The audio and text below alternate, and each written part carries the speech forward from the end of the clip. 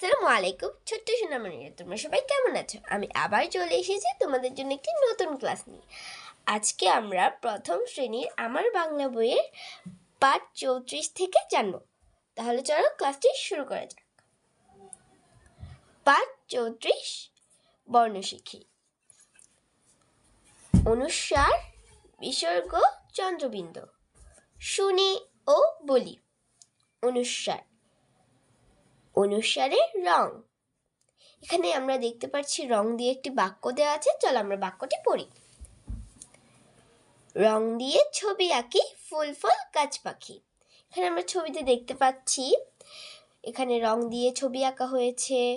এই ফুল, তারপর দিয়ে ফল, এখানে গাছ, পাখি, অনেক কিছুই আঁকা হয়েছে।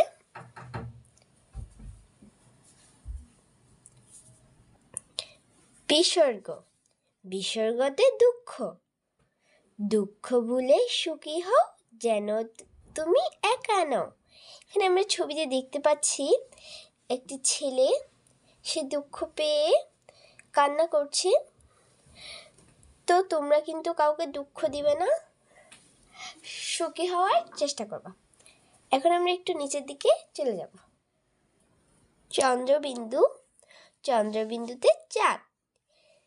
চাঁদ উঠেছে আকাশে, চাঁদের সাথে খোকা হাসে। এখানে আমরা ছবিতে দেখতে পাচ্ছি একটি ছেলে, ওই হলো খোকা, ও চাঁদ দেখে হাসছে। এখন আমরা নিচে একটি ছবিতে দেখতে পাচ্ছি একটি ছেলে ও মেয়ে, ওরা কাগজে রং করছে। ছেলেটি একটি পাখি এঁকেছে, মেয়েটি একটি মানুষ এঁকেছে।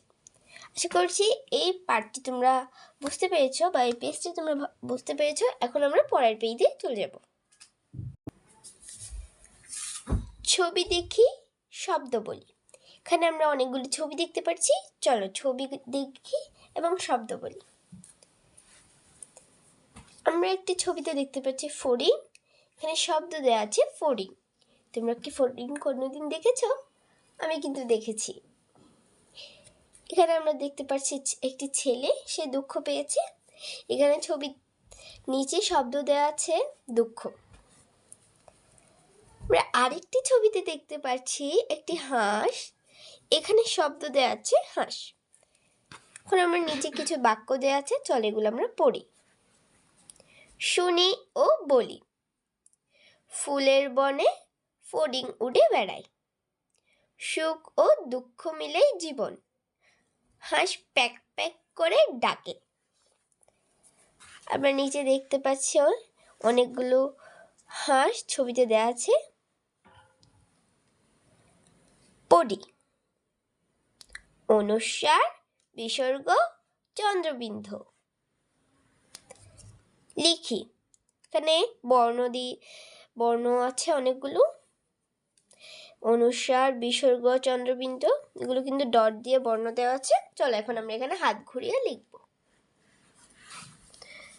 প্রথমে আমরা এখান থেকে শুরু করে এভাবে লিখব, তারপর এই ডটটা থেকে শুরু করে তীর চিহ্ন অনুযায়ী এভাবে লিখব। হয়ে গেল আমাদের অনুস্বার। এখানে আর বিসর্গ দেওয়া আছে, এটি আমরা লিখব এভাবে। আমাদের বিসর্গ লেখা শেষ। এখানে আরও একটি বর্ণ দেওয়া আছে চন্দ্রবিন্দু, এটাও এভাবে আমরা লিখব। এখানে নিচে ডট দিয়ে আরও বর্ণ দেওয়া আছে, চল এগুলো আমরা লিখি।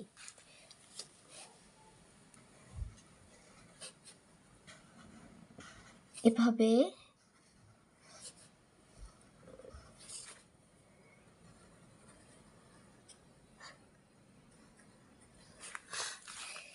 এখানে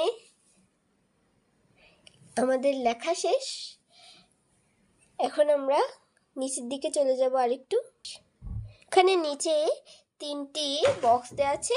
এখন আমরা এই 3টি বর্ণ এই 3টি বক্সে লেখার চেষ্টা করব। প্রথমে আমরা একটি ছোট্ট গোলবৃত্ত দিয়ে দিব, পরে নিচে একটা দাগ দিব। হয়ে গেলে আমাদের অনুস্বার। এখানে 2টি গোলবৃত্ত দিয়ে দিলে হয়ে গেল আমাদের বিসর্গ। এভাবে করে চাঁদের মতো করে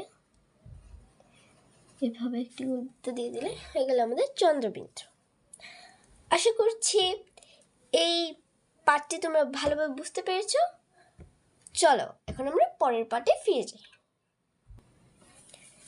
পাঠ 35, ছবি দেখে শব্দ বানাই। এখানে আমরা ছবিতে দেখতে পাচ্ছি একটি বই, এটি হলো ছড়ার বই। আরও একটি ছবিতে দেখতে পাচ্ছি একটি বক। এর পরবর্তী ছবিতে দেখতে পাচ্ছি একটি মগ। নিচে আমরা দেখতে পাচ্ছি আরও দুটি ছবি দেওয়া আছে, একটিতে বল আর একটিতে মই। এখন আমরা নিচে দেখতে পাচ্ছি এখানে ব দিয়ে 3টি শব্দ বাড়াতে হবে, আর এখানে ব দিয়ে 2টি শব্দ বাড়াতে হবে, একটি করে বর্ণ যোগ করে। চলো প্রথমে আমরা এটা সলভ করি। এখানে ব সাথে ল যোগ করলে হয় বল। এখন আমরা এখানে বল লিখে ফেলবো।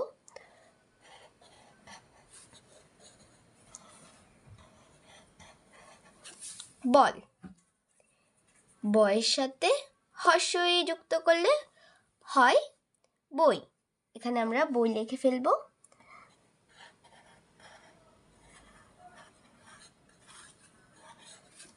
এখানে বয়ের সাথে ক যুক্ত করলে হয় বক। এখন আমরা এখানে বক লিখব। আশা করছি এটা তোমরা বুঝতে পেরেছো। এখন আমরা পরবর্তীটি সলভ করব। এখানে ময়ের সাথে হর্ষই যুক্ত করলে হয় মই। এখন আমরা এখানে মই লিখে ফেলবো।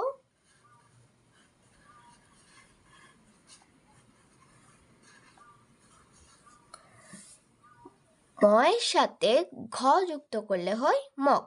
এখানে আমরা মগ লিখে ফেলবো।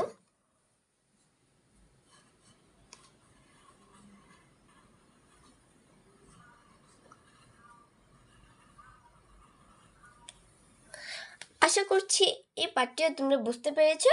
চলো এখন আমরা পরের পাঠে ফিরে যাই। পাঠ 36, এসো পড়ি ও লিখি। এখানে পড়তে বলছে এবং লিখতে বলছে। এখানে শব্দ দেওয়া আছে কাক।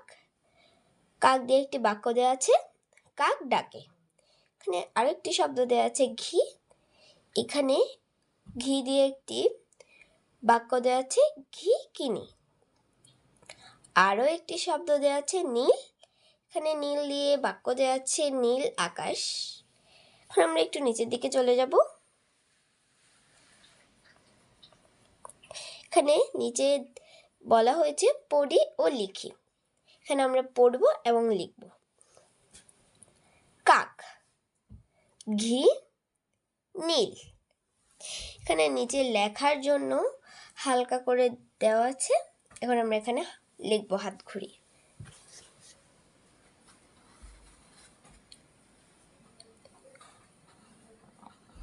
এভাবে এভাবে, তারপর এভাবে। কাক,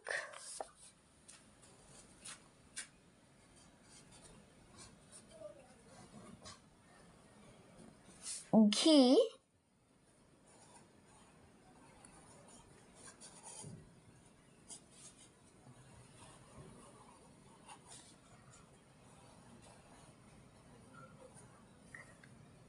নীল। এখানে নিচে আরেকটি লাইন দেওয়া আছে, এটা তোমরা ঘরে লেখার চেষ্টা করবা। এখন আমরা নিচের দিকে চলে যাব। লিখি, আমি নদী দেখি। এই বাক্যটি এই লাইনটিতে লিখতে বলেছে। চলো আমরা এটা লিখে ফেলি।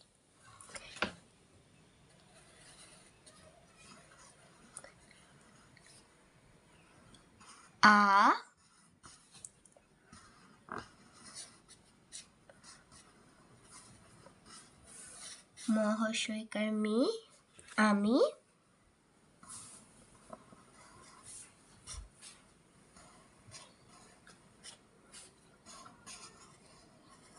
নদী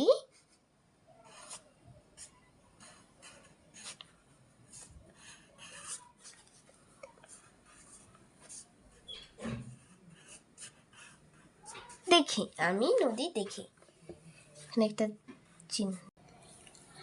আশা করছি পাঠটি এবং এই ক্লাসটি তোমরা ভালোভাবে বুঝতে পেরেছো। ক্লাসটি যদি তোমাদের ভালো লেগে থাকে তাহলে ক্লাসটিতে লাইক, কমেন্ট, শেয়ার এবং সাবস্ক্রাইব করে আমার পাশে থাকবা।